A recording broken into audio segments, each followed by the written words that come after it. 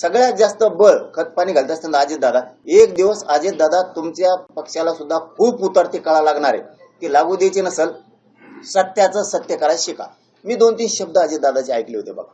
हमेशा ते म्हणत असतात भाषणात गेल्यावर एकदा असं हात फिरत येत आणि ते म्हणत असतात मी कामाचा माणूस आणि मला खोटं खपत नाही. हे 2 शब्द असतात. आम्हाला वाटलं कामाचे आहेत, खोटं खपत नाही म्हणल्यावर. तुम्ही आता हे घातपाताचं खरं आहे ना, आणि तुम्हाला खोटं खपत नाही ना, आणि करा नार्कोटिस्ट पाठवा त्याला. जबाबदार पापात सहभागी होण्याचं काम अजितदादा करताय. अजितदादाचं मागा बांधायला बांध नाही, असले लोकच तुम्ही जवळ संभळणार. आता ह्यो जो घातपात करणार आहे परळेवाला, अजितदादाला शे देणारे ओबीसीचे नेते सांभाळतो कोण? त्योच.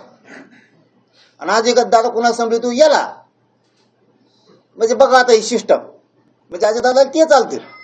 आणि आमचं खरं असून सुद्धा कामाचा माणूस हे म्हणतात, तुम्हाला खरं काम करतात तुम्ही म्हणतात, तर मग याचा शोध कसं काय लागत नाही? पापात पडू नका अजितदादा.